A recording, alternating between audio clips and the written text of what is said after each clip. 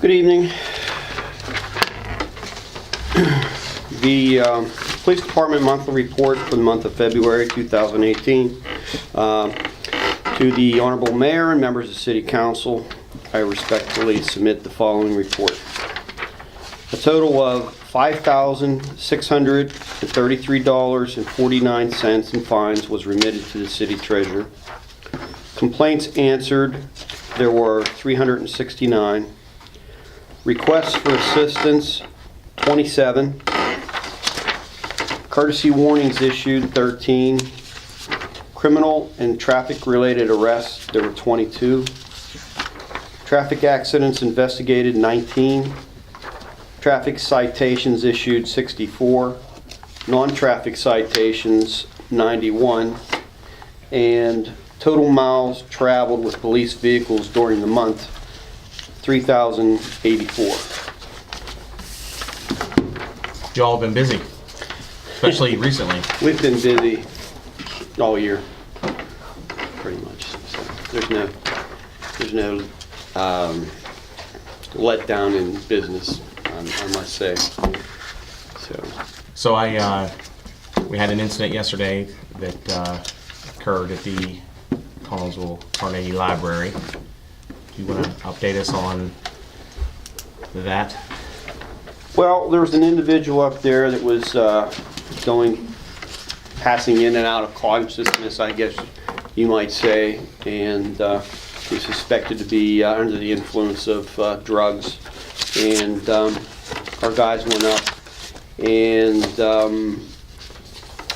it was a little bit of a scary thing at first because he had a handgun. It appeared to be a handgun. It didn't look like a toy, and it turned out to be a BB gun, but it still was very real. He had a rifle stuck down his pants, and when he stood up, we detected that and pulled it off of him, and it looked like a high-powered rifle. Turned out to be another pellet gun / BB gun type thing, but it was still a gun. And it ended up, we found that he had a lot of property on him that he was carrying around with him, and later in the evening we found out that he, I don't know if it was a burglary, I'm not sure, but he stole these items from a residence in town. So he's also suspect in some other things, and he's now lodged in jail. Maybe he's with Billy Taylor. Yeah, they might be. I don't know. Maybe They probably they could be separate. cellmates. They could be. So that situation too, you guys, that was a pretty intense evening here in the city when we had the city on lockdown there for a little bit looking for this gentleman, and I'm very happy and thankful to the community that they called in their tips, and it turned out to be true tips, and we were able to catch up with this individual, and the community is definitely a lot safer with him not in it, and especially with this other individual that you all got from the library. I think it's two people that we can say that are causing a lot of grief, not only here in the city but elsewhere, and so just a job well done with our officers, and I'm very thankful there was no incident there. Nobody got hurt. It was resolved. Right. Well, there seems to be like there were like, it wasn't just one group of individuals. I think between us and the state police, we've been investigating a lot of burglaries, and there's like maybe 4 separate groups that were going around doing these, and two of the individuals that were involved, the gentleman that Mr. Taylor, he was working with other people that we solved all that, and they were also involved in some stuff out in the township where the state police, we shared information, and we kind of solved that too. The guy at the library, I think that we could prove that he stole a car in the city too over the weekend. So doesn't seem to end. It doesn't, but thankfully they're in jail right now, so at least we got two of them. Those two are not going to be able to do anything for a while, and right. hopefully they'll be in all summer, so Yes. we don't add to the other Hopefully they're there for a lot festivities. more than We- the yeah, summertime. I think right, they need to right. spend a good long time and getting better. These kids carrying BB guns, you find that a lot? Well, this isn't a kid. This is an adult. And, you know, we look at it as not just having a BB gun. The gun looks very real. It could be used if that individual would walk into a place and do an armed robbery with it. It would pass for a real gun. So we don't know what that individual's purpose to have that weapon. We didn't prove that, but I had a kid show me the butt of a gun once. Just picked it up, showed it to me. I was with you. It was a BB gun. You know, there's people out there like me, we have real guns. And you pull a toy gun out, we don't know it's a toy gun. You know, you can't shoot yours. People like me can shoot theirs. well, I these mean, two. it's a dangerous situation for these kids to do this stuff because anymore, I mean, there's a lot of people that protect themselves. I think I recall last That summer way. up Yeah. by the Aaron's building. We Back were, we, there. we were at a grand opening. Yeah. Yeah, I remember that. It's- Yeah, this individual's not, he's an adult, and if he would pull those weapons that he had yesterday on any one of us, we would have shot him. There's no doubt. That's how real they were. Well, I'm glad that didn't happen. Oh, Believe me. thank God, yeah. Yes, thank God that didn't happen. Anything you else want to Yeah, throw out there? I'm in the process of converting our police software, which would be our police report management system, from one system to another.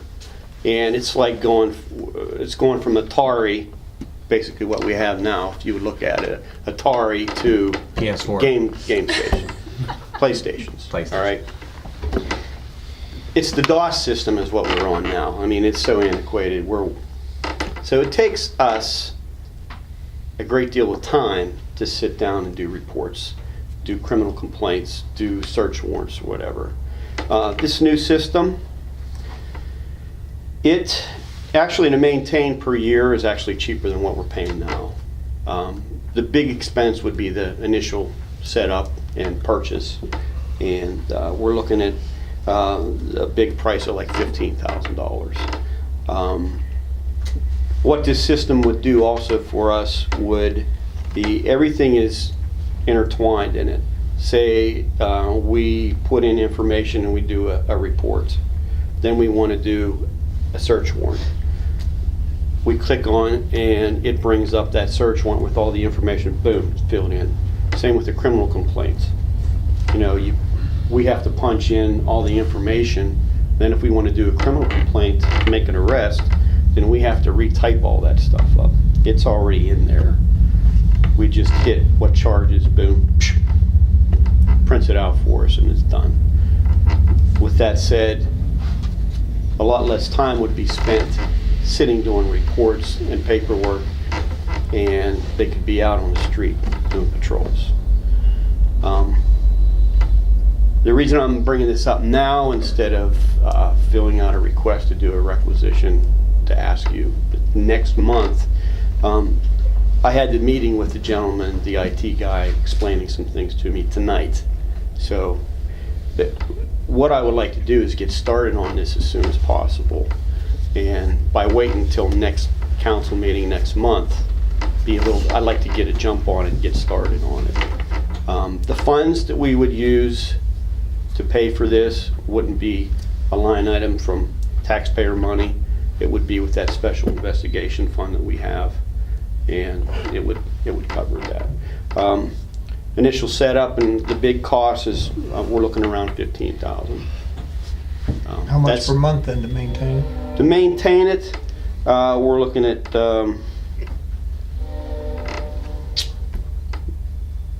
for a year, a couple $1,000s. What do we pay now? Right now, we're paying close to $5,000, and I did all the figures real quick, and it would be $3,000 something a year to maintain the new one. So it's a no-brainer, really. And also, looking down the road, new cameras in the cars, doing the e-filing, like writing the citations right in the car with, you just take the driver's license, run it through a scanner, printing out all the citations. All that stuff is compatible with this new system where when you pull into the station, all your photos from your camera automatically download into that system, and you can put it right into this new system. Like, so you have a case where you went out and took pictures. Those pictures will go right into that incident in that report, in that system. The new alert system is what it's called, visual alerts.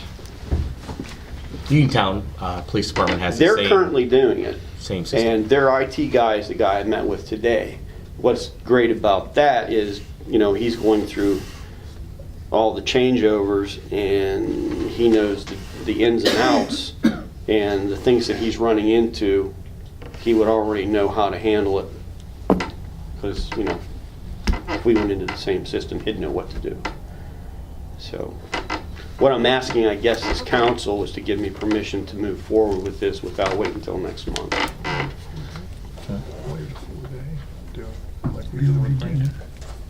Well, we did. We did. What's that? Can you do a Requisition.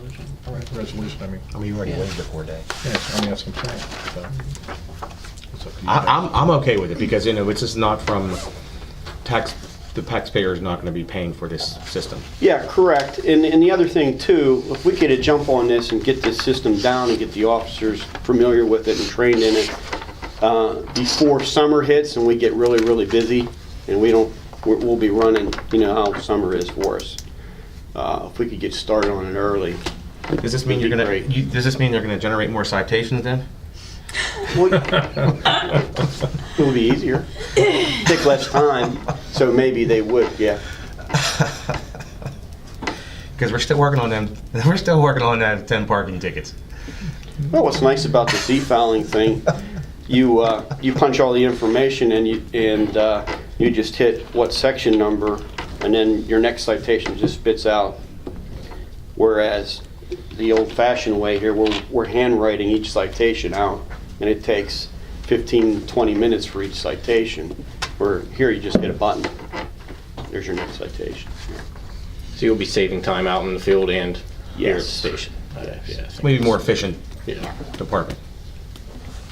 Well, Move into the Do we next know- century. I was gonna say, do we know how long? How 20th century. long have we had that? So we're almost a quarter. Do you know how? I mean, you have any idea? We adopted it. We started it in in 2000.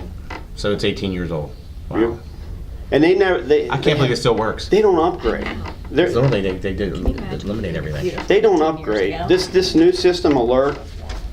When they have changes, they just go in and they automatically change it. They don't even charge you. They just upgrade. So they're with the times. Okay. Tim's writing it out, right? Oh, no, no, I did, are you guys wanting to? Yeah. Yeah. What's Sorry. the name of the system? What's it called? It's called Yeah. Visual Alert.